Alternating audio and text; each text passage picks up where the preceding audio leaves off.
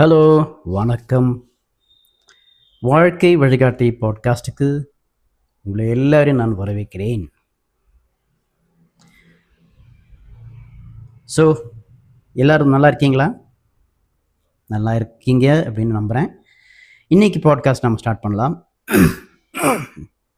இன்றைக்கி பாட்காஸ்ட் வந்து exam stress management, board exam stress management அப்படிங்கிறது. ஸோ இந்த பாட்காஸ்ட்டில் வந்து 3 எபிசோட்ஸாக நான் கொடுக்க போகிறேன். ஸோ ஒன்று வந்து பொதுவாக பேரண்ட்ஸ்க்கும் சில்ட்ரனுக்கும் உள்ள பாட்காஸ்ட். 2 பேருமே அதை வந்து பார்த்துக்கலாம். 2 பேருக்குமே தேவையான இன்ஃபர்மேஷன் அதில் இருக்கும். 2வது எபிசோடில் பார்த்தீங்கன்னா சில்ட்ரனுக்கான எபிசோடு, அது அவங்களுக்கான இன்ஸ்ட்ரக்ஷன்ஸ் அதில் இருக்கும். 3வது எபிசோட் பார்த்தீங்கன்னா அது வந்து பேரண்ட்ஸ்க்கான எபிசோடு. ஸோ அது பேரண்ட்ஸ் பார்த்தா போதும், சில்ட்ரன் பார்க்க வேண்டிய அவசியம் இல்லை. சில்ட்ரனுக்கான எபிசோட் சில்ட்ரன் பார்த்தா போதும், பேரண்ட்ஸ்க்கான எந்த இன்ஃபர்மேஷனும் அதில் இல்லை. சரி, இப்போ நம்ம இந்த வீடியோவில் என்ன பார்க்க போகிறோம் அப்படின்னா, போர்டு எக்ஸாம் ப்ரெஷர் இல்லைன்னா ஸ்ட்ரெஸ்ஸு, இதை எப்படி மேனேஜ் பண்ணுறது. நான் வந்து ஒரு இன்னர் பவர் அவேக்கனிங் கோச் தான். நான் டீனேஜ் பசங்களுக்கு, அடல்ட்ஸ்க்கு அவங்க மைண்டில் பிளாக்கேஜஸ் இருந்ததுன்னா, மைண்டில் ஸ்ட்ரகிள்ஸ் இருந்ததுன்னா, ஸ்டாக்னேஷன் இருந்ததுன்னா, அதை வந்து எப்படி கிளியர் பண்ணலாம், நமக்கு உள்ளே இருக்கிற இன்னர் ஸ்ட்ரென்த்தை அதை எப்படி நம்ம ஆக்சஸ் பண்ணி ஒரு நமக்கு தேவையான ஒரு நல்ல வாழ்க்கையை எப்படி அமைச்சிக்கலாம். இதுதான் என்னோட டாபிக். நான் எஜுகேஷன் கோச் இல்லை. அதனால் இந்த இதில் இந்த பாட்காஸ்டில் எப்படி படிக்கிறது, எப்படி சப்ஜெக்ட்ஸை அணுகிறது, இதெல்லாம் வந்து என்னோட டாபிக்கு ஸ்கோப் இல்லை. ஸோ நான் அதெல்லாம் தொட மாட்டேன். நமக்கு வர ஸ்ட்ரெஸ்ஸு, போர்டு எக்ஸாமுக்கு வர ஸ்ட்ரெஸ்ஸு இப்படி மேனேஜ் பண்ணுறது. 10th படிக்கிற பசங்க, அதாவது 9th முடிச்சு 10th போகிற பசங்களாக இருந்தாலும், +1 முடித்து +2 போகிறவங்களாக இருந்தாலும், இனிமே வரப்போகிற ஒரு வருஷத்துக்கு நீங்கள் வந்து ஒரு விதமான ஸ்ட்ரெஸ்ஸு உங்களுக்கும் பேரண்ட்ஸ்க்கும் இருக்கும், த ஹோல் இயர். ஸோ இந்த ஸ்ட்ரெஸ்ஸு வேறு சில பிரச்சனைகளுக்கு அது லீட் பண்ணலாம். ஸோ அதனால் இந்த ஸ்ட்ரெஸ்ஸை வந்து நம்ம மேனேஜ் பண்ணணும்.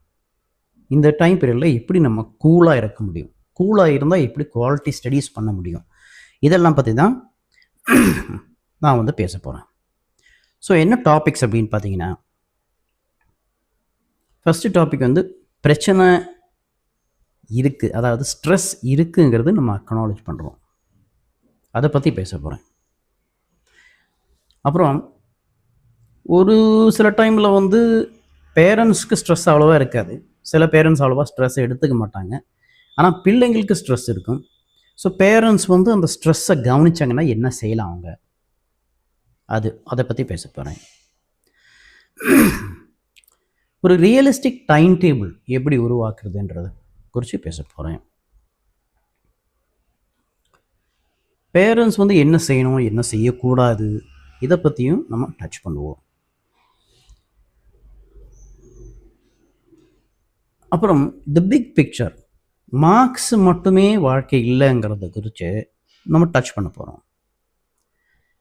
இந்தியன் எஜுகேஷன் சிஸ்டம், இந்த போர்டு எக்ஸாமுக்கு ஏன் இவ்வளோ ஒரு வெயிட்டேஜ் வந்தது அப்படின்றத குறித்து நம்ம பார்க்க போகிறோம். பேரண்ட்ஸ் டீன்ஸ் ரிலேஷன்ஷிப், இதை குறித்தும் நம்ம பார்க்க போகிறோம். மைண்ட் செட்டு, செல்ஃப் பிலீஃப், அந்த மாதிரி டாபிக்ஸ் கூட நம்ம பார்க்க போகிறோம். ஸ்க்ரீன் டைம் டிஸ்ட்ராக்ஷன்ஸு, இதை எப்படி ஹேண்டில் பண்ணுறதுன்றதை பார்க்க போகிறோம். அப்புறம் sleep, nutrition and physical health. So இந்த டாபிக்ஸ் எல்லாம் வந்து நம்ம அது வழியாக பார்க்க போகிறோம். இப்போ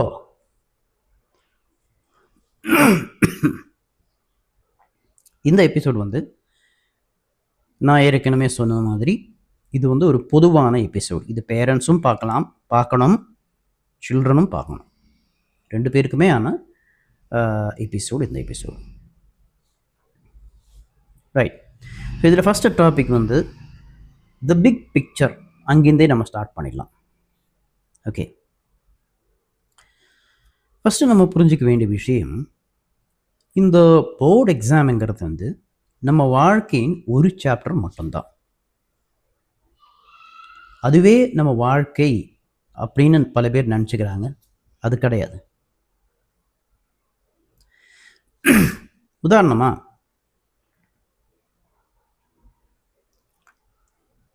ஒரு சின்ன விஷயம் சொல்கிறேன். இப்போ நான் இங்கே பெங்களூரில் இருக்கேன். பெங்களூரில் ஒரு பெரிய ஹாஸ்பிட்டல் ஒன்று இருக்குது, MS Ramaiah medical college and hospital. So அங்கே ஒரு பெரிய டாக்டர் ஆகணும்னா நீங்கள் என்ன செய்யணும்? ஃபஸ்ட்டு 10th போர்ட்ஸில் நல்ல மார்க்ஸோடு பாஸ் பண்ணணும். அடுத்தது +2ல் வந்து ஹை மார்க்ஸில் பாஸ் பண்ணணும். அதுக்கு அடுத்தது நீட் அந்த மாதிரி என்ட்ரன்ஸ் எக்ஸாம் எல்லாம் எழுதி அதை பாஸ் பண்ணணும். அதுக்கப்புறம் மெடிக்கல் காலேஜில் ஜாயின் ஆகிடுவீங்க. அங்கே ஸ்டடீஸ் பண்ணுவீங்க. ஸோ ரொம்ப ஹார்டாக ஸ்டடீஸ் பண்ணணும். ஒரு 4 இயர்ஸ் எஜுகேஷனுக்கு அப்புறம் ஸ்பெஷலைசேஷன்ஸ், மெடிக்கல் ஃபீல்டில் ஸ்பெஷலைசேஷன்ஸ் இருக்குது, அதெல்லாம் பண்ணணும். ப்ராக்டிஸ், இந்த மாதிரி கிட்டத்தட்ட மெடிக்கல் ஃபீல்டை பொறுத்த வரைக்கும் அரௌண்ட் 10 இயர்ஸ் வந்து நம்ம ஸ்டடீஸில் போயிடும். இதுக்கப்புறமா தான் வந்து இந்த எம்எஸ் ராமையா ஹாஸ்பிட்டலில் நம்ம ஒரு பெரிய டாக்டராக அங்கே வேலை பண்ண முடியும். அந்த மாதிரி ஒரு ஜாபுக்கு போகும்போது நல்ல ஹை சம்பளம் இருக்கும், இன்கம் இருக்கும். இப்போ கொஸ்டின் என்னென்னா, இந்த மாதிரி போகிற ஒரு டாக்டர் அதிகமாக சம்பாதிக்கிறாரா, இல்லை அந்த ஹாஸ்பிட்டலோட ஃபவுண்டர் ராமையா, எம்எஸ் ராமையா அவர்கள், அவங்க ஜாஸ்தியாக சம்பாதிக்கிறாங்களா? ஈஸியாக சொல்லிடலாம், அவங்க தான் ஜாஸ்தியாக சம்பாதிக்கிறாங்க. ஏன்னா அவங்க தான் வந்து அங்கே ஹாஸ்பிட்டல் இருக்க எல்லாருக்கும் வந்து சம்பளம் கொடுக்கறது அவங்க தான், அதனோட ஓனரே அவங்க தான். ஆனால் அவர் எப்படி ஓனர் ஆனாரு? அவர் இந்த போர்டு எக்ஸாம் எழுதினாரா? இருக்காது. எழுதினாலும் பெரிய ஒரு மார்க்ஸ் அவர் பண்ணிக்க மாட்டார். அவர் யார் அப்படின்னு நம்ம சொல்லணும்னா, அவர் ஒரு மேஸ்திரி. கரியரை ஒரு மேஸ்திரியாக ஸ்டார்ட் பண்ணவர். அந்த கன்ஸ்ட்ரக்ஷன் வேலையில் இருப்பாங்களே அவங்க, அந்த மேஸ்திரி வேலையிருந்து அப்படியே படிப்படியாக உயர்ந்து கான்ட்ராக்டர் ஆகி பல கான்ட்ராக்ட் ஒர்க்கெல்லாம் பிடிச்சி பண்ணி அதில் நிறைய பணம் சம்பாதிச்சு அப்படி ஸ்டார்ட் பண்ணது தான் ஸ்கூல்ஸு காலேஜஸ் எல்லாம் ஸ்டார்ட் பண்ணி தான் இந்த எம்எஸ் ராமையா அப்படின்ற காலேஜை ஸ்டார்ட் பண்ணார். ஸோ இந்த கதையிலேருந்து நமக்கு என்ன தெரியுதுன்னா, போர்டு எக்ஸாமே நம்ம வாழ்க்கையில் எல்லாம் இல்லை. அந்த போர்டு எக்ஸாம் தவிர்த்தும் நிறைய பேர் பெரிய லெவலில் சக்ஸஸ்ஃபுல்லாக இருக்காங்க. ஸோ இன்னொரு விஷயம், நமக்குள்ள பசங்களுக்குள்ள அகாடமிக்ஸ் தவிர வேறு என்ன ஸ்கில்ஸ் இருக்குது, வேறு என்ன ஸ்ட்ரென்த்ஸ் இருக்குங்கிறதும் நம்ம கண்டுபிடிக்கணுங்கிறது பேரண்ட்ஸோட ஒரு டியூட்டி, பிள்ளைங்களோட டியூட்டி தான். நீங்களும் உள்ளே பார்க்கணும் என்ன இருக்கு, அதை வச்சு நம்ம வாழ முடியுமா பார்க்கணும். ஓகே, ஸோ இதனால் என்னென்னா, ஒரு பிள்ளை வந்து அவங்க எடுக்கிற மார்க்ஸு தான் அவங்க மதிப்புன்னு நம்ம எடை போடக்கூடாது. அவங்களோட வேல்யூ வந்து அந்த மார்க்ஸ் இல்லை. அந்த மார்க்ஸை தவிர அவங்களுக்குன்னு ஒரு வேல்யூ இருக்குது. அந்த வேல்யூ என்ன அப்படின்னு சொல்லி அவங்களுக்கு புரியணும். ஓகே, ஸோ இதுதான் பிக் பிக்சருங்கிறது. அடுத்த பகுதியில் நம்ம என்ன பார்க்க போகிறோம் அப்படின்னா, இந்த ப்ரெஷருங்கிறது வந்து, இந்த ஸ்ட்ரெஸ்ஸுங்கிறது வந்து இருக்குன்றது ஃபஸ்ட்டு நம்ம ஒத்துக்கணும். கண்டிப்பாக அவங்க ஸ்கூலில் படிச்சுட்டு தான் இருக்காங்க. இப்போ 10ஆம் கிளாஸ் இல்லைன்னா 12th ஸ்டாண்டர்டுக்கு அவங்க போயிட்டாங்க. அடுத்த வருஷம் மார்ச்சில் வந்து ஒரு போர்டு எக்ஸாம்ஸ் வரும். இதெல்லாம் உண்மை. அப்போ கண்டிப்பாக அதுக்கான ப்ரெஷர் இருக்கும், அதுக்கான ஸ்ட்ரெஸ் இருக்கும்.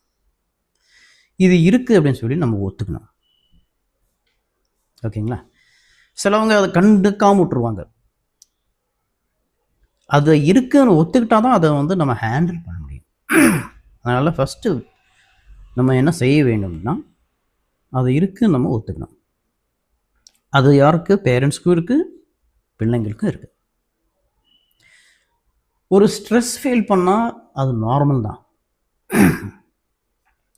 சிலர் என்ன நினச்சிப்பாங்க, நான் ஸ்ட்ரெஸ் ஃபீல் பண்ணேன்னா, இல்லை ஆஸ் அ பேரண்ட் நான் ஸ்ட்ரெஸ் ஃபீல் பண்ணேன்னா என் பையன் வந்து அந்த அளவுக்கு படிக்கல, அதனால தான் எனக்கு ஸ்ட்ரெஸ்ஸு அப்படின்னு நினச்சிக்கிறாங்க. இல்லை பசங்க என்ன நினச்சிக்கிறாங்கன்னா, நான் சரியாக படிக்கல அதனால தான் ஸ்ட்ரெஸ்ஸு. அப்படி இல்லை. எவ்வளோ நல்லா படிக்கிற பையனாக இருந்தாலும் பொண்ணாக இருந்தாலும் அவங்களுக்கும் ஒரு ஸ்ட்ரெஸ் இருக்க தான் செய்யும். ஓகேங்களா? So it is okay. Stress feel பண்ணுறது நார்மல் தான், ஒன்றும் பிரச்சனை இல்லை.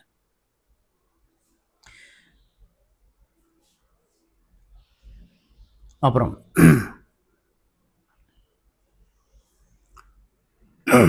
பசங்க பிள்ளைங்க என்ன புரிஞ்சுக்கணும் அப்படின்னா, இந்த ஸ்ட்ரெஸ்ஸில் அவங்க தனியாக இல்லை. எப்போவுமே எந்த ஒரு விஷயத்துலையும் நம்ம தனியாக இருக்கோம் அப்படின்ற ஒரு ஃபீல் நமக்கு வரவே கூடாது.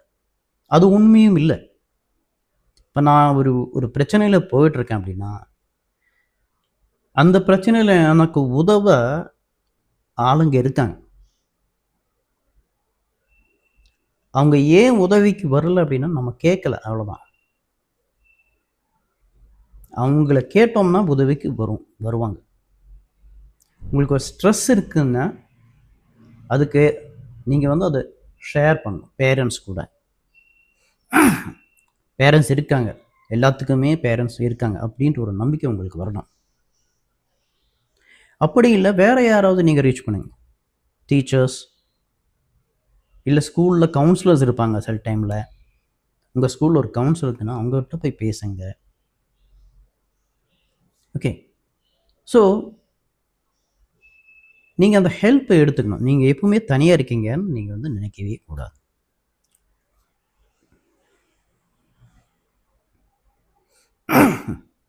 அடுத்தது பேரண்ட்ஸ் என்ன செய்யணும்னா, அவங்க பிள்ளைங்களுக்கு சப்போர்ட் பண்ணணும். அது பேரண்ட்ஸ் பகுதியில் இன்னும் டீட்டெயிலாக நான் அதை பற்றி சொல்லுவேன். இப்போது நம்ம அடுத்த பகுதிக்கு போகலாம். இந்த பகுதியில் இன்றைக்கி இருக்கிற எஜுகேஷன் சிஸ்டமை பற்றி நம்ம புரிஞ்சுக்க போகிறோம். ஃபஸ்ட்டு வந்து ஏன் போர்டு எக்ஸாமுக்கு இவ்வளோ பெரிய ஒரு வெயிட்டேஜ் வந்தது, அது அவ்வளோ முக்கியம் அப்படின்னு ஏன் நம்ம மனசுக்குள்ள ஆழமாக பதிஞ்சிருக்கு. சிலவங்க உள்ள இது ரொம்ப ஆழமாக பதிஞ்சிடும். எந்த அளவுக்குன்னா போர்டு எக்ஸாமில் அவங்களுக்கு வந்து மார்க்ஸ் கம்மியாச்சுன்னா வாழ்க்கையே போச்சுன்ற மாதிரி ஒரு நிலைமைக்கு போயிடுவாங்க. இது ரொம்ப ரொம்ப தப்பு.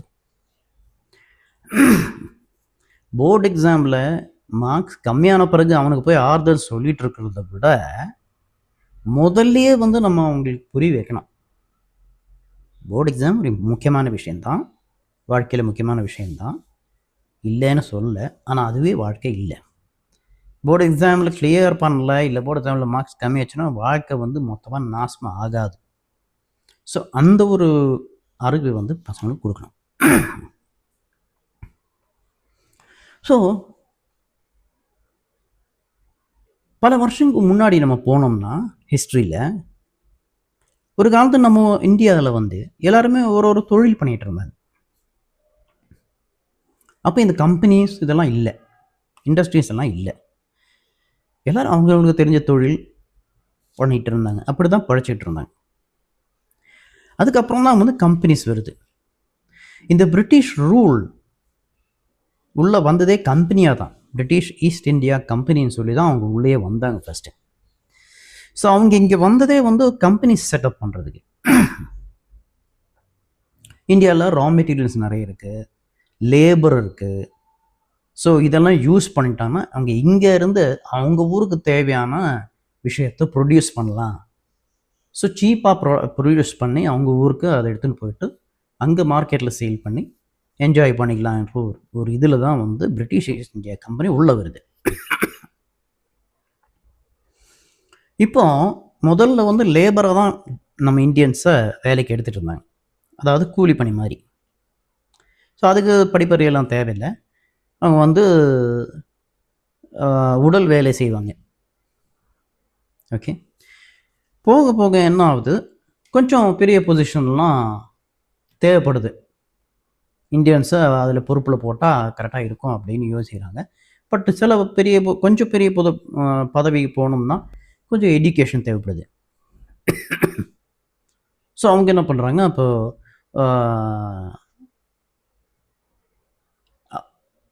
எஜுகேஷன் வந்து ஒரு நீடாக வருது. இப்போ இன்னொரு முக்கியமான விஷயம், ஸ்கூல்ஸ் காலேஜஸ் இதை வந்து நம்ம ஊரில் எஸ்டாப்ளிஷ் பண்ணது வந்து பிரிட்டிஷ் கிடையாது. இதை வந்து கிறிஸ்டியன் மிஷனரிஸ் வந்து உள்ளே வந்தது, அவங்க தான் இதை எஸ்டாப்ளிஷ் பண்ணுறாங்க. ஆக்சுவலாக பிரிட்டிஷர்ஸ் வந்து இந்தியன்ஸ் வந்து எஜுகேட்டட் ஆகணும் அப்படிங்கிறதுக்கு எதிரில் இருந்தாங்க, அவங்க சப்போர்ட் பண்ணவே இல்லை. இவன் மிஷனரிஸ் தான் வந்து இந்தியன்ஸ்க்கு எஜுகேஷன் கொண்டு வந்தாங்க. ஸோ இப்போ நிறைய பேர் எஜுகேட்டட் வர்றாங்க. ஓகே, இப்போ கம்பெனிஸ்க்கு ஆள் தேவைப்படுது. அப்போ என்ன விஷயம்னா, சும்மா ஏதோ ஒரு ஸ்கூலில் படிச்சுட்டு வந்துட்டோம்னா நம்ம வேலை கொடுக்க முடியாது இல்லையா, அவங்களுக்கு ஒரு ஸ்டாண்டர்டு வேணும். ஸோ அதனால் அப்போ தான் இந்த போர்ட்ஸ் உருவாகுது.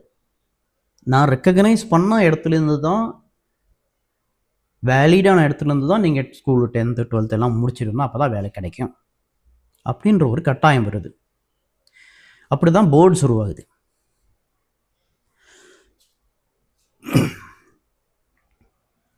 ஸோ இப்போ போர்ட்ஸ் வந்து முக்கியமாகுது. ஸோ அடுத்தபடி பார்த்தோம்னா காலேஜஸ் வருது. காலேஜஸ் பிறகு என்ன ஆகுது, காலேஜுக்கு அட்மிஷன் வேணும்னா போர்ட்ஸில் இந்த எக்ஸாம் கிளியர் பண்ணிடணும், நல்ல மார்க்ஸ் எடுக்கணும், அப்போ தான் காலேஜ் அட்மிஷன் கிடைக்கும். ஏன்னா அட்மிஷனுக்காக இப்போ நிறைய பேர் வந்த உடனே ஃபில்டர் பண்ணோம் இல்லையாங்க. இப்போ ஒரு காலேஜ் எடுத்துக்கோங்க, அந்த காலேஜில் 100 சீட்டு தான் இருக்குது அப்படின்னா, எக்ஸாம்பிள் ஒரு 300 பேர் வர்றாங்கன்னா நம்ம எப்படி செல் பண்ணுறது, யாருக்காவது கொடுக்க முடியுமா? ஸோ அந்த ஃபில்டருக்காக என்ன பண்ணுறாங்க, மார்க்ஸ் போடுறாங்க. இவ்வளோ மார்க்ஸுக்கு எடுத்தால் தான் எங்கள் காலேஜில் கொடுப்போம் அப்படின்னு சொல்லி போர்டு எக்ஸாம் மார்க்ஸ் வந்து ஃபிக்ஸ் பண்ணுறாங்க. ஸோ அப்போ வந்து போர்ட்ஸில் ஹை மார்க்ஸ் எடுக்கிறது அப்படின்ற ஒரு விஷயம் வருது. அப்புறம் இன்னொரு விஷயம் என்னென்னா, எல்லாமே வந்து கம்பெனி ஓரியன்டாக ஆகுது. எல்லாருமே வந்து வேலைக்கு போகணுன்ற ஒரு மனநிலைமை வருது. தொழில் பண்ணுறது வந்து அப்படியே கம்மியாகுது. ஓகேங்களா? ஏன்னா இப்போ பார்த்தீங்கன்னா ஸ்கூல் எஜுகேஷன் பண்ணணும், போர்டு எக்ஸாம்ஸ் கிளியர் பண்ணாதான் நல்ல வேலையெல்லாம் கிடைக்கும். அப்படிங்கும்போது என்ன ஆகுது, ஸ்கூலுக்கு போய் படிக்க ஆரம்பித்தோம்னா ஒரு கைத்தொழில் அப்படின்றது படிக்கிறதுக்கு எந்த ஒரு வாய்ப்பும் இல்லை. ஸோ அவங்களால தொழில் பண்ண முடியாது. ஸோ அதனால் என்ன பண்ணுறாங்க, வேலைக்கு தான் போக முடியும். ஓகேங்களா? ஸோ வேலைக்கு போகணுன்னா போர்டு எக்ஸாம் கிளியர் பண்ணணும், ரிசல்ட் வரணும் அப்படின்ற ஒரு நிலைமை இருந்தது. ஸோ அப்படி தான் வந்து இந்த போர்ட்ஸ்க்கு வந்து வெயிட்டேஜ் வருது, எக்ஸாமுக்காக போராடுறாங்க. ஸோ இப்போது தொழில் எதுவும் இல்லை. பேரண்ட்ஸ் என்ன நினைக்கிறாங்க, நம்ம ஏதோ இந்த தொழில் பண்ணிட்டோம், நம்ம பசங்க வந்து பெரிய நிலைமை இருக்குன்னா வேலைக்கு தான் போகணும், அப்படி வேலைக்கு போகணும்னா படித்து தான் ஆகணும் அப்படின்ற ஒரு மென்டாலிட்டி ஃபிக்ஸ் ஆகுது. ஸோ இந்த போர்ட்ஸ் வந்து கிளியர் ஆகலைன்னா ஐயோ எல்லாமே போச்சு அப்படின்ற ஒரு பயம் வந்துடுது. ஏன்னா அந்த காலத்தில் அப்படி தான், ஸ்கூல் போர்ட்ஸை சரியாக கிளியர் பண்ணலன்னா அவங்களுக்கு வேறு எதுவுமே இல்லை, கைத்தில் தொழில் இல்லை, வேலை கிடைக்க வாய்ப்பு இல்லை, ரொம்ப கஷ்டப்படுவாங்க. அதனால் வாழ்க்கையே போச்சு அப்படின்ற ஒரு நிலைமை இருக்குது. ஸோ அதே மென்டாலிட்டி என்ன ஆகுது, அப்படியே தொடர்ந்துக்கிட்டே வருது. ஸோ இந்த காலத்துலேயும் அதே மென்டாலிட்டி நிற்கிது. ஆனால் இந்த காலம் வந்து வேறு. இன்றைக்கி பார்த்தீங்கன்னா எத்தனையோ ஸ்டார்ட் அப்ஸ் வந்திருக்கு.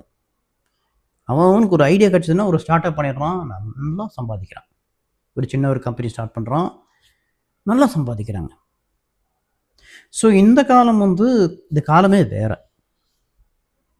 அதனால் அந்த ஓல்டு மென்டாலிட்டி வந்து நம்ம வந்து அது ஓல்டு மென்டாலிட்டி அப்படிங்கிறது புரிஞ்சுக்கணும். ஓகே, அடுத்தது நம்ம என்ன பார்க்கணும்னா, இன்டெலிஜென்ஸ் வந்து மார்க்ஸ்க்கு மேலே மட்டும் பேஸ்ட் இல்லை. அது இன்னொரு ஓல்டு பிலீஃப் சிஸ்டம், நமக்குள்ளே இருக்கிற பிலீஃப் சிஸ்டம். அது நம்ம ஒரு பொண்ணோட மார்க்ஸை பார்த்தோம்னா, எக்ஸாம்பிள், ஒரு பொண்ணோட மார்க்ஸ் எடுத்து பார்த்தோம், ஹை மார்க்ஸ் இருக்குது, எல்லாம் 95க்கு மேலே, ரொம்ப இன்டெலிஜென்ட்டான கேர்ள். தப்பு. மார்க்ஸ்னால மட்டும் இன்டெலிஜென்ஸ் வராது. இப்போ ஒரு கேள்வி கேட்குறேன், எவ்வளோதான் ஹை மார்க்ஸ் எடுத்திருந்தாலும் எல்லாம் இந்த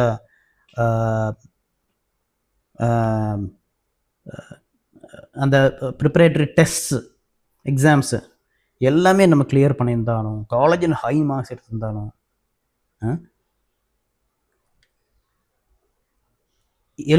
எல்லாம் இருந்தாலும், எவ்வளோ மாஸ்டர்ஸ் டிகிரி பண்ணியிருந்தாலும், ஹை மார்க்ஸ் இருந்தாலும், ஒரு வேலைக்குன்னு போகும்போது என்ன நடக்குது? உங்கள் ரெஸ்யூமை பார்த்தோன்னா வேலை கொடுத்துட்றாங்களா? என்ன நடக்குது? இன்டர்வியூன்னு ஒன்று வைக்கிறாங்க. அது வச்சே வைப்பாங்க. அதை வைக்காமல் யாரையும் உள்ளே எடுக்க மாட்டாங்க. ஏன்? ஏன்னா அவங்களுக்கு தெரியும் மார்க்ஸ்னால் மட்டும் இன்டெலிஜென்ஸ் கிடையாது அப்படின்னு. ஸோ பேப்பரில் இருக்குது அவங்களுக்கு மார்க்ஸ் 95% மேலே இருக்குது. பட் நிஜமாலே இன்டெலிஜென்ட்டா அப்படிங்கிறதுக்காக தான் இன்டர்வியூ எடுக்கிறாங்க. நேருக்கு நேர் பேசி பார்க்கும்போது அவங்களுக்கு புரியுது, ஓ இவங்க வந்து மார்க்ஸ் இருக்குது ஆனால் இன்டெலிஜென்ட் கிடையாது அப்படின்னு அவங்களுக்கு தெரியும். ஸோ மார்க்ஸ் வேறு, இன்டெலிஜென்ஸ் வேறு. இதை நம்ம வந்து புரிஞ்சுக்கணும். மார்க்ஸ் கம்மியாக இருந்துட்டோம்னா நம்ம பையன் இன்டெலிஜென்ட் கிடையாதுன்னு நினைக்கவே கூடாது. பசங்களை நீங்களும் நினைக்கக்கூடாது, எனக்கு மார்க்ஸ் கம்மிச்சு நான் இன்டெலிஜென்ட் இல்லை. கிடையவே கிடையாது. இன்டெலிஜென்ஸ் வேறு, மார்க்ஸ் வேறு. இன்னொரு முக்கியமான விஷயம், பேரண்ட்ஸுக்கு இது, உங்கள் பிள்ளைங்க ஃபஸ்ட்டு, ஸ்டூடெண்ட்டு நெக்ஸ்ட்டு. ஃபஸ்ட்டு உங்கள் பிள்ளைங்க, அதுக்கப்புறம் தான் அவங்க ஸ்டூடெண்ட். ஓகே, அதனால் எப்போவுமே வந்து 24 மணி நேரமும் அவங்கள ஒரு ஸ்டூடெண்ட்டாகவே பார்க்கக்கூடாது. இது ஒரு முக்கியமான விஷயம்.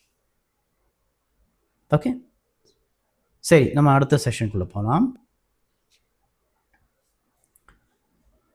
இப்போ இந்த காலத்தில் ஒரு முக்கியமான விஷயம் என்னென்னு பார்த்தோம்னா, ஸ்க்ரீன் டைம் டிஸ்ட்ராக்ஷன்ஸ். இன்றைக்கி எல்லார் கையிலையும் மொபைல் ஃபோன்ஸ் இருக்குது, லேப்டாப்ஸ் இருக்குது வீட்டில். ஸோ ஸ்க்ரீன் டைம் நிறைய ஸ்பெண்ட் பண்ணுறாங்க. ஸோ எதில் ஸ்பெண்ட் பண்ணுறாங்க அப்படின்னு பார்த்தீங்கன்னா, social media, Instagram, YouTube, WhatsApp, இந்த மாதிரி இதில் ஸ்பெண்ட் பண்ணுறாங்க. ஸோ இதெல்லாம் வந்து நம்ம நேரத்தை எடுத்துகிட்டு போகுது, நேரத்தை ஸ்டீல் பண்ணுது. பட் முக்கியமான விஷயம் என்னென்னா, அதுக்காக இதை வந்து நம்ம பேன் பண்ணக்கூடாது வீட்டில். சோஷியல் மீடியானாலே வந்து நம்ம டைமை எடுத்துகிட்டு போகிற ஒரு விஷயம் அப்படின்ற ஒரு நினப்பு, அது உண்மைதான். பட் நம்ம வந்து அந்த மாதிரி பிராண்ட் பண்ணக்கூடாது. ஏன்னா நிறைய பசங்க வந்து சோஷியல் மீடியாவில் பல்வேறு விஷயங்கள் பண்ணுறாங்க. ஒரு சிலர் தான் வந்து சும்மா டைம் வேஸ்ட் பண்ணுறது, ஒரு சிலர் தான் சும்மா கண்ட ரீல்ஸ் எல்லாம் பார்த்து, கண்ட வீடியோஸ் பார்த்து டைம் வேஸ்ட் பண்ணுறது கொஞ்சம் பேர். பட் நிறைய பேர் என்ன பண்ணுறாங்க, அது யூஸ்ஃபுல்லாக, ஒருவேளை அவங்க சப்ஜெக்டை பற்றி அவங்க ஃப்ரெண்ட்ஸ் கூட டிஸ்கஸ் பண்ணால் அதுக்கும் யூஸ் பண்ணுவாங்க. இல்லை யூடியூப்பில் வந்து ஒரு பர்டிகுலர் சப்ஜெக்டை பற்றி வீடியோ பார்த்துட்ருப்பாங்க. ஸோ அதனால் நம்ம பையன் ஃபோனோட உட்காடுறானே, இல்லை நம்ம பொண்ணு ஃபோனோட உட்காருதே அப்படின்னு சொல்லி இம்மிடியட்டாக அவங்க மேலே நம்ம பாயக்கூடாது. அதை வச்சு என்ன பண்ணுறாங்கன்னு ஃபஸ்ட்டு நம்ம தெரிஞ்சுக்கணும். ஒன்றாவது விஷயம். ரெண்டாவது, என்ன தான் பண்ணுறாங்க இருந்தாலும் ஒரு குறிப்பிட்ட நேரத்துக்கு மேலே அவங்க செய்யக்கூடாது. டெய்லி ஒரு கொஞ்ச நேரம் தான் அதை பார்க்கணும். இந்த 2 விஷயம் நம்ம கவனிக்கணும். அது பேரண்ட்ஸு பிள்ளைங்களை கவனிக்கணும்னு இல்லை, நீங்கள் டீனேஜர்ஸ். ஸோ நீங்களே வந்து பசங்க நீங்களே வந்து அது வந்து கண்ட்ரோல் பண்ணணும். அதுக்கு நிறைய வழிஸ் இருக்குது. ஓகே, இன்னொரு மென்டாலிட்டி என்னென்னா ஃபியர் ஆஃப் மிஸ் அவுட், ஃபோமோன்னு சொல்லுவாங்க. Fear of missing out. அதாவது நான் இப்போ பார்க்கலன்னா எனக்கு ஏதாவது மெசேஜ் வந்துருமோ, அதை நான் மிஸ் பண்ணிவிடுவேணும், இந்த மாதிரி ஒரு பயத்தை வந்து நீங்கள் எடுத்து வச்சிடணும். ஏன்னா எதுவுமே நம்ம மிஸ் பண்ண போகிறது இல்லை. கொஞ்சம் தாமதமாக நம்ம கையில் வரலாம், பட் எதுவுமே நம்ம மிஸ் பண்ண போகிறது கிடையாது. அந்த மாதிரி ஒரு மென்டாலிட்டி இருக்கக்கூடாது. சரி, இப்போ இந்த ஸ்க்ரீன் டைமை நம்ம எப்படி சரியாக யூஸ் பண்ணலாம், எப்படி ரெகுலேட் பண்ணலாம், அதுக்கு என்னென்ன வழி? இன்னும் வந்து நான் பசங்களுக்கான அந்த எபிசோடு எடுக்கும்போது அதில் வந்து டைம் டேபிள் குறித்து நான் ஒரு போர்ஷன் எடுப்பேன். ஸோ அதில் வந்து எப்படி டைம் அலோகேட் பண்ணுறது அப்படின்னு சொல்லி நான் வந்து சொல்லுவேன். ஸோ அதில் வந்து நான் இந்த ஸ்க்ரீன் டைமுக்கும் நான் டைம் ஒதுக்கியிருக்கேன். ஓகேங்களா? ஸோ குறிப்பிட்ட டைம் ஸ்க்ரீன் டைமாக ஒதுக்கணும். இது ஃபஸ்ட்டு. ஒதுக்கிட்டு அந்த டைமில் மட்டும்தான் நம்ம ஸ்க்ரீனை பார்க்கணும் அப்படின்னு நம்ம ஒரு டிசிப்ளின் கொண்டு வந்துட்டோம்னா ஜாஸ்தியாக நம்ம வந்து ஸ்க்ரீன் டைம் பார்க்க மாட்டோம். இது ஒரு வழி. ஓகேங்களா?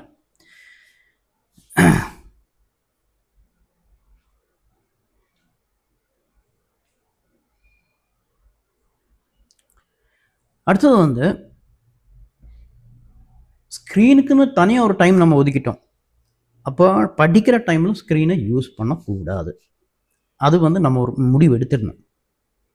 நான் வந்து படிக்கிற டைமில் நான் ஸ்க்ரீன் வந்து யூஸ் பண்ண போகிறதில்ல, ஸ்க்ரீன் டைமில் மட்டும்தான் நான் ஸ்க்ரீனை யூஸ் பண்ண போகிறேன் அப்படின்ற ஒரு முடிவு எடுக்கணும்.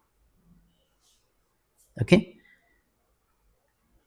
அடுத்தது படிக்கிற டைமில் நம்ம ஃபோன் வந்து எடுத்துகிட்டு போய் இன்னொரு ரூமில் வச்சிடலாம்.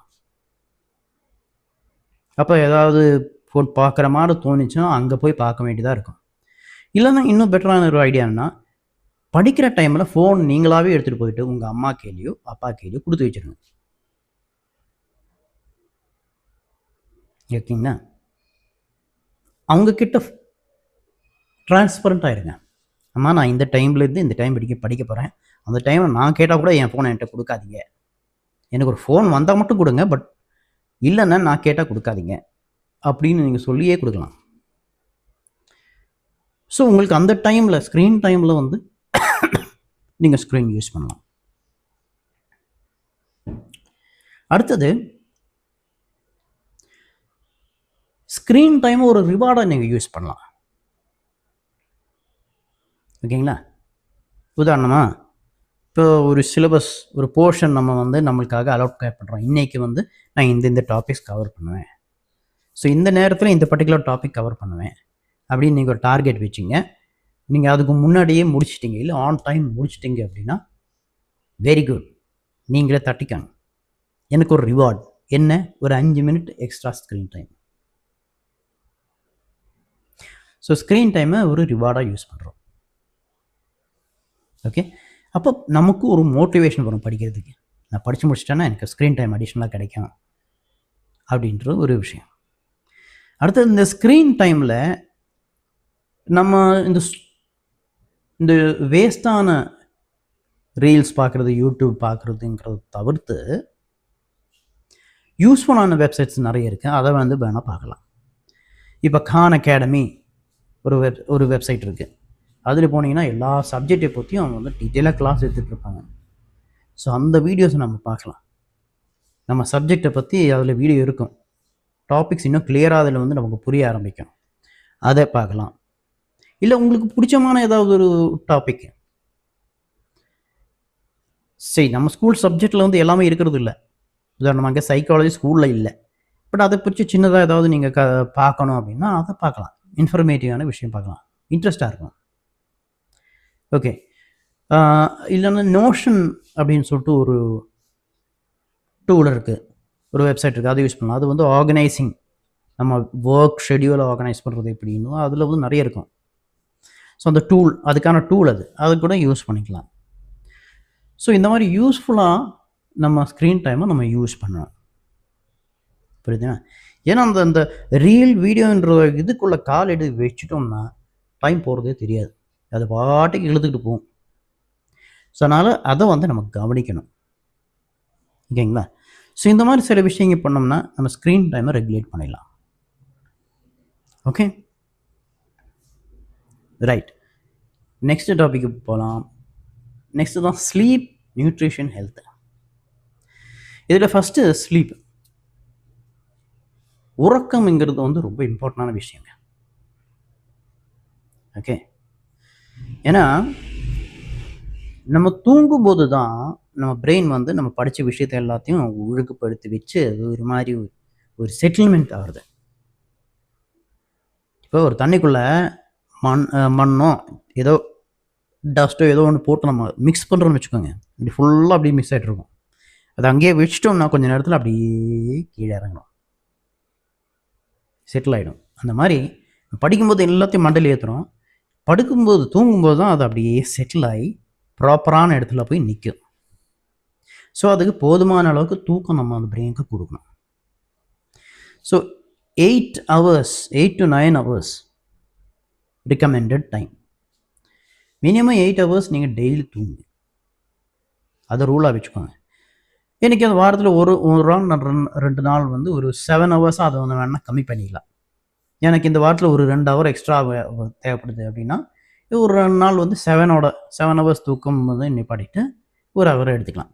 பட் ஆவரேஜாக 8 hours உங்களுக்கு கண்டிப்பாக தேவை. ஓகேங்களா? லீவ் நாளில் வேணால் இன்னொரு 1 hour 9 hours தூக்கம் எடுத்துக்கலாம். ஓகே, நான் ஜாஸ்தியாக தூங்கிட்டேன்னா என்னால் படிக்க முடியாது அப்படின்னு நீங்கள் நினைக்கூடாது, பேரண்ட்ஸும் நினைக்கூடாது. ஏன்னா ஸ்டடீஸ், நான் அதை பற்றி விளக்குவேன். ஸ்டடீஸ் வந்து குவாலிட்டி ஸ்டடின்னு ஒன்று இருக்குது, குவான்டிட்டி ஸ்டடின்னு இருக்குது. ஸ்டடியை குவாலிட்டி ஸ்டடியாக பண்ணோம்னா நிறைய நேரத்தில் நம்ம படிக்கிற விஷயம் கொஞ்ச நேரத்தில் படிக்க முடிச்சிடலாம். அப்படி ஒரு விஷயம் இருக்குது. ஓகேங்களா? ஸோ அதனால் நமக்கு ஏன் டைம் ஜாஸ்தி எடுக்குதுன்னா நம்ம குவாலிட்டி ஸ்டடி பண்ணாதனால. குவாலிட்டி ஸ்டடி பண்ண ஆரம்பித்தோம்னா நமக்கு டைம் கன்சப்ஷன் கம்மியாக தான் ஆகும். ரைட்? ஸோ டைமை பற்றி நீங்கள் வந்து வரி பண்ணிக்கக்கூடாது. 8 hours மினிமம் ஸ்லீப் டெய்லி பார்க்கணும். அப்புறம் எக்ஸ்பர்ட்ஸ் என்ன சொல்கிறாங்கன்னா ஒரு ஆஃப்டர்நூன் ஒரு 20 minutes நேப் வந்து நல்லதுன்னு சொல்கிறாங்க. பட் அது சாத்தியமாகிற இது கிடையாது. எல்லாருக்கும் ஸ்கூலு காலேஜெலாம் இருக்கும். ஸோ அது வந்து இது ரொம்ப கஷ்டம். பட் ஹாலிடேஸில் நீங்கள் வேணும்னா மத்தியானத்தில் ஒரு 20 minutes எடுக்கணும்னா எடுத்துக்கலாம், ஒரு சின்ன நேப். ஆனால் 20 minutes தான் இருக்கணும். 20 minutesனு சொல்லி படுத்து அப்படியே 4 மணி 5 மணி வரைக்கும் இழுத்துட்டு போய் டேயை வேஸ்ட் பண்ணக்கூடாது. அது ரொம்ப கஷ்டமாயிடும். ஏன்னா அப்புறம் நைட்டில் வேறு தூக்கம் வராது. ஸோ ஃபுல்லாக கொலாப்ஸ் ஆகிடும். அதனால் இது ஸ்ட்ரிக்டாக இருக்கணும். அப்புறம்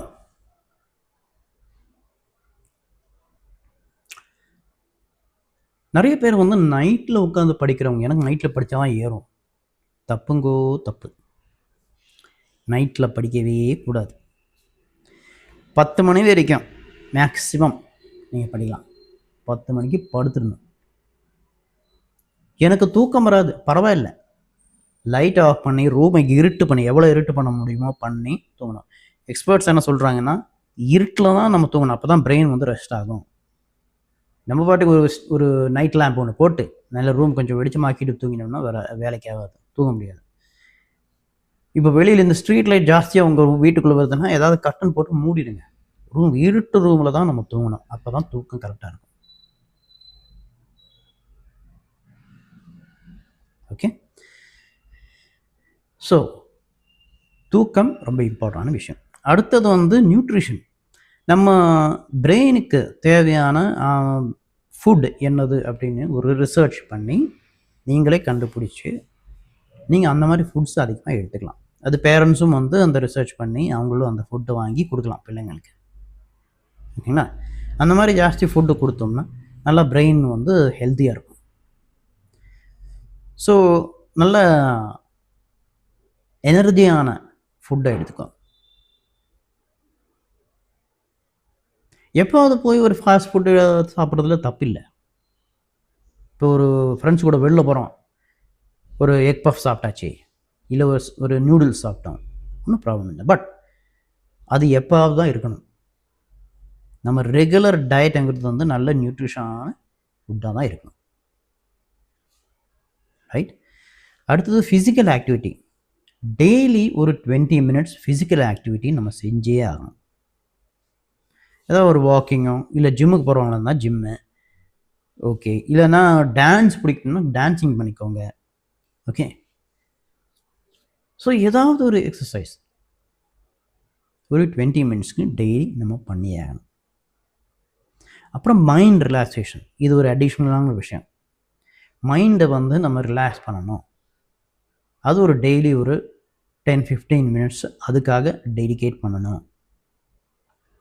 அதுக்கு பெஸ்ட் எப்போன்னா தூங்குகிற டைம். தூங்குறதுக்கு முன்னாடி ஒரு 10 மினிட்டு நீங்கள் எடுத்துக்கோங்க. ஏன்னா அந்த டைமில் தான் எல்லா வேலையும், தூங்குகிற டைம் தான் என்னது, எல்லா வேலையும் முடிச்சாச்சு. மற்றவங்களும் நம்மளை இனிமேல் கூட போகிறதில்லை. தூங்குகிற டைம் இது. யாரும் நம்ம டிஸ்டர்ப் பண்ண போகிறதில்ல. எல்லாருக்கும் அவங்கவுங்க வேலை முடிச்சுட்டு எல்லாம் தூங்க போகிற டைம். அந்த டைமில் டிஸ்டர்பன்ஸ் இல்லாத அந்த டைமில் ஒரு 10 மினிட்ஸ், ஜாஸ்தி வேணாம், ஒரு 10 மினிட்ஸ் 15 மினிட்ஸ் நல்லா கண்ணை மூடிட்டு அப்படியே மைண்டை வந்து சைலண்ட்டாக வச்சுக்கணும். இதை ப்ராக்டிஸ் பண்ணுங்கள். போதும், சிம்பிள் மெடிடேஷன் போதும். மைண்ட் சைலண்ட்டாக சிந்தை இல்லாமல் வைக்கணும். இதை ப்ராக்டிஸ் பண்ணுங்க. ஸோ கொஞ்ச நேரம் அதை பண்ணிட்டு நம்ம தூங்கும்போது நல்லா ரிலாக்ஸாக இருக்கும்.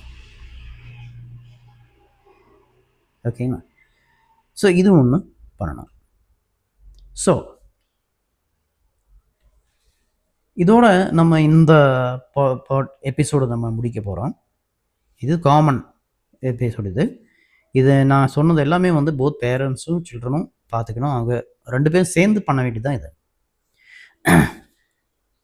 ஸோ ஃபைனல் மெசேஜ் என்ன, ஸ்ட்ரெஸ்ஸை மேனேஜ் பண்ண முடிஞ்ச ஒரு விஷயம்.